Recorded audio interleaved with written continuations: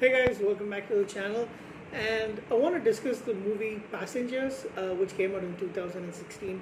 It's a science fiction and romance movie together, mainly starring Jennifer Lawrence and Chris Pratt. And this was also at a time which I hadn't known Chris Pratt much until the Guardians of the. In fact, I didn't know anything about him until the Guardians of the Galaxy movie had come out. I think I'd seen him in just one movie beforehand. And Jennifer Lawrence, I've seen in a couple of movies. I've avoided the what's that series of movies that she's in. I can't get it right now. Hunger Games. So yeah, I've actually avoided it. I have no interest in watching the movie. I did try and watch a little bit of it, but yeah. The movie also stars Michael Sheen, Lawrence Fishburne, and Andy Garcia, and this lady who plays the AI of the ship, the customer care kind of like welcoming person. It's it's two of them, Nazneen Boniadi and Julie Serdab. So that's basically the main all the main cast you see in the movie. But for the most part, it is Chris Pratt and Jennifer Lawrence. So it's set in the near future. Um, Basically on a ship called the Avalon, where 5,000 colonies and a crew of 258 people are traveling. Everybody's in hibernation pods. They are traveling from Earth to a planet called Homestead 2, which is run by the company Homestead. The whole journey takes 120 years, um, and they're only supposed to awaken up 4 months before they actually reach their destination. So, of course, it's a science fiction movie. It's a beautiful spaceship. They've got a lot of luxuries and all that stuff. But of course, there are no aliens and all those things. So it's just humans putting up another colony because to share resources. Unfortunately for what's his name, James Preston or Jim Preston, Chris Pratt's character, there is a asteroid collision and it damages some of the ship's defense systems, and it causes a malfunction, causing his um, uh, his sleeper pod, basically to open up way too early. It's 90 years before they reach their destination, so he's only been sleeping for 30 years, and it after the sleep and all that walls off, he realizes he's all alone and he goes crazy. um, the only companion that he's kind of got is an android barman played by his name is Arthur, played by Michael Sheen, and he tells him to, like, take advantage, have some fun. So initially does that, but he gets lonely, he gets a little depressed, and he tries to um, commit suicide, but then he chickens out at the last moment. And while he's running, he he knocks himself on the floor by stamping on a bottle of vodka. When he wakes up, he sees the pod of a beautiful young woman played by Jennifer Lawrence, Aurora Lane, and well, he's instantly smitten. He reads her profile video and he starts falling in love with her. And although this is a very harsh thing, because he's lonely, it's been a year that he's been alone on the ship. Um, he decides to wake her up. So he pretends that her pod also malfunctioned. Once she wakes up, he shows her the ropes, and they start becoming friends. They start having a relationship, and over the next year, they're falling in love. They're enjoying themselves. However, in accident,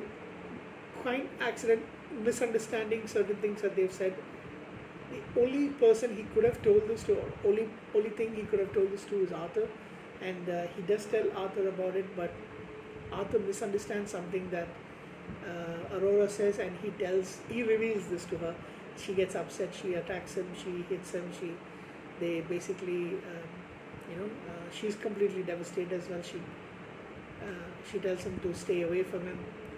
They continue trying to do things around the ship, but another man wakes up, and that is Gus Mancuso, who's the deck chief officer, played by Lawrence Fishburne, and they start checking the systems when they realize that this is what has happened. Unfortunately for Gus, um, the malfunction in his pod has also caused you know the life support to fail in his, so he's actually, his organs are shutting down, he's going to be passing away.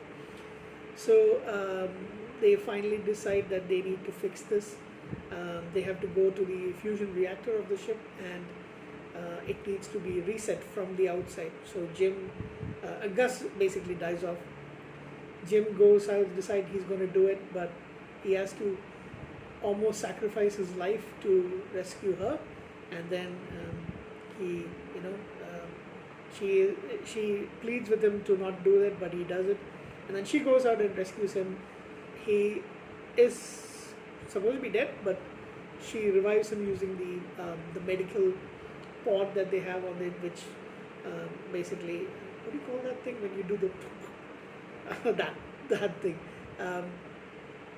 you know, that electric bolts that they push into your heart and chest. So he's alive, they patch up things, she says she wants to be with him, but he tells her he's read the manuals. He's actually an engineer, so he does a lot of work around the ship. So he tells that the medical pod can also function as a sleeping pod for her. So he says it's only one, so I would want you to go into it since I forcefully got you out. But she doesn't go. They spend the rest of their life on the ship. 90 years pass by, and they celebrate it together. Of course, Arthur is there, but yeah, they do it, and they have a lovely life together, we assume. We don't really see what happens to the end.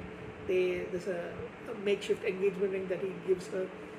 88 years later, because by now 2 years have passed, the rest of the ship awakens, the captain awakens. The captain is played by Andy Garcia, but he's just got that non-speaking role in it. And there's been a lot of vegetation and flying birds and a small cabin created. There is Aurora is actually a writer, so she writes about her experiences along with Jim and the wonderful life that she and him shared once they fixed the ship. So that's how the movie ends. They're about to reach Homestead. That is the movie. That is the entire plot. I really love the special effects. I love the way that the space looks. The inside of the spaceship, the Avalon, looks. Outside, not so much, but inside, yes. There's things like a giant swimming pool. There's a lot of luxury rooms. There's automatic food dispensers. Kind of like you place your order and the food dispensers out. There's robots that serve you food in restaurants. Absolutely wonderful to see that. And of course, there's Arthur, who kind of steals the scene a little bit. Whenever scene that he's in, who's the bartender. So I think I really enjoyed this movie. This is the third time. I did watch it in the theaters back in 2016. I watched it one more, I think maybe 2 years later, and now once again. I was kind of missing this movie, so I wanted to watch it once again. I don't have a problem with this movie, but I will mention something at the end. The movie was made on a budget of roughly 150, it says 110 to 150 million US dollars. It made 303.1 million at the box office, and whatever it has made in physical media and streaming media. I think it's pretty good movie, to be honest. I really enjoyed. However, I did read a theory. I think I saw a theory actually, basically on a YouTube channel, how they could have made the movie way better than it actually turned out to be, is if Jim was actually a psychopath, and instead of being earnest and trying, he actually is stalking her or something like that, they could have done that really well. And I'm actually thrilled. I wish they had actually done this for the movie. The movie would have been absolutely frigging phenomenal, I would have said. So I'm going to give it an 8 out of 10.